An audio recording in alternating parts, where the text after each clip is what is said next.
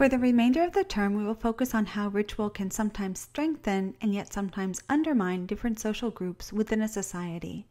Our first topic under this umbrella will be ritual and hierarchy, and then our final topic of the course will be ritual and politics. People often talk about how rituals bring people together, but just because people are together participating in a ritual does not mean that they are participating as equals or in ways that affirm equality. It's true that ritual has the potential to strengthen community bonds by obliging people to cooperate, share, and show goodwill, but ritual's social dimensions are not always so happy. Ritual can just as easily fortify social hierarchies and deepen divisions.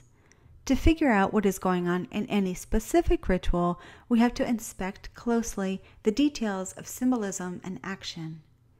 In this unit, we'll look closely at two examples: fox hunting in England and carnival in Brazil.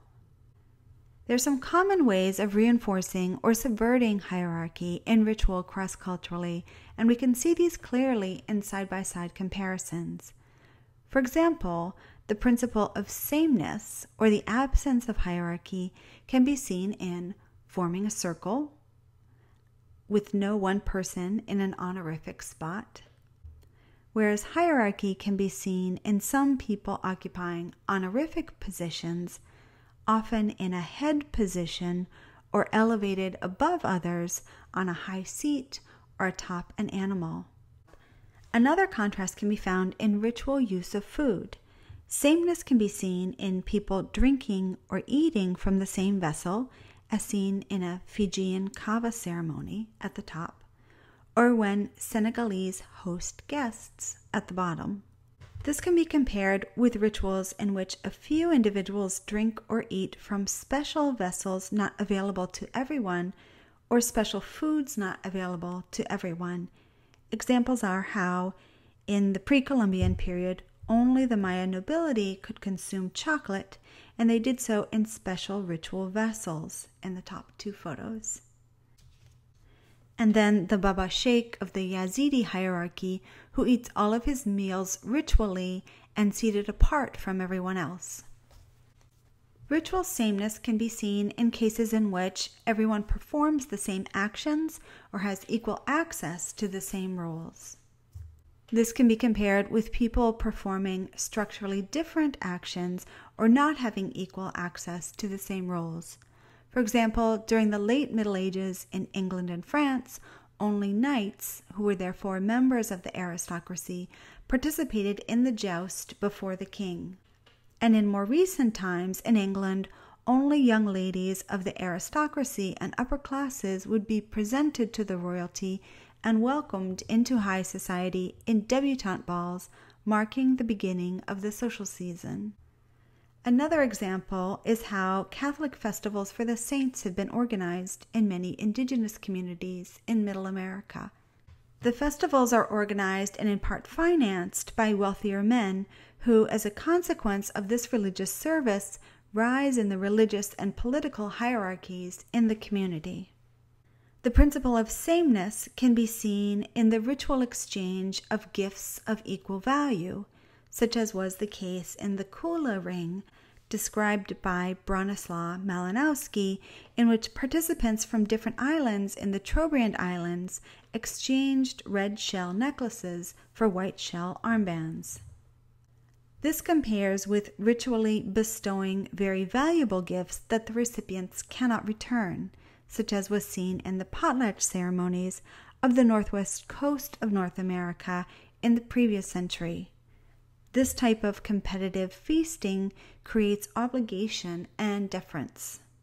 Ritual sameness can be seen in imagery of circles, such as dancing around the maypole. This stands in contrast to imagery of pyramids or ladders, as exemplified by Masonic rituals. The principle of sameness is seen when everyone wears similar clothing, as in this candomblé ceremony in Brazil. In contrast, hierarchy is reinforced by costumes and regalia that symbolize differential status, such as in this ceremony featuring the king of the Cuba Kingdom. To explore how ritual can either bolster or weaken hierarchies in society, we'll consider two examples in depth. First, please read James Howe's article on fox hunting as ritual. Howe analyzes fox hunting in England, but it is worth noting that fox hunting is still practiced in parts of New England and the Mid-Atlantic states here in the U.S. Toward the beginning of the article, Howe spends a good deal of time critiquing an article written by Edmund Leach. Try not to get bogged down in the details of that argument. For our purposes, the most important parts of Howe's article are page 278 and then page 281 onward. Howe describes fox hunting in England on page 278 as a, quote, ritual of social class, one dramatizing themes and images about the gentry and aristocracy, end quote. As you are reading, pay close attention to the details that he offers in support of that conclusion. He looks at various elements such as fox hunting vocabulary, equipment, the horses and hounds, the time involved, the different roles in the hunt, access to land, and animal symbolism. Then later, you will watch the documentary Festive Land, Carnival in Brazil, which was filmed in the state of Bahia, Brazil. Carnival is a festival based on the Catholic calendar. It corresponds roughly to Mardi Gras in the United States. It is a 7-day festival that leads up to the Lenten period, which begins on Ash Wednesday. Lent is the time in which Catholics are supposed to forego many of the sensual pleasures of life and concentrate on Christ's sacrifice.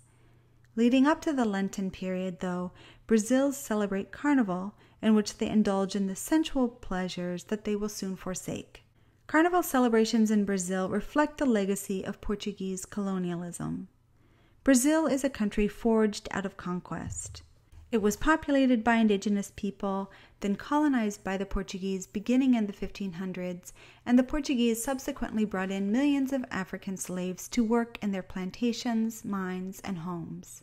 Brazil was the last country in the Western Hemisphere to abolish slavery, and that occurred in 1888.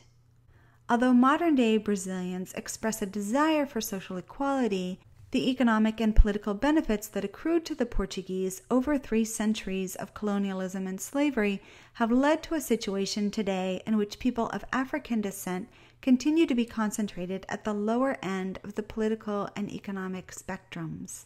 As you're watching, look for evidence regarding social hierarchies, including hierarchies based on economic class and also on the concept of race. Try to identify actions that appear to buttress social hierarchies and also actions that appear to challenge them. Then decide which trend seems to be dominant in Carnival, reinforcing or undermining social hierarchies. In this unit, you might also think about whether it is more likely that ritual reinforces social hierarchies or challenges them. We don't have enough evidence in this unit to draw definitive conclusions, but now that you have become familiar with so many rituals worldwide, you might develop an insightful hypothesis.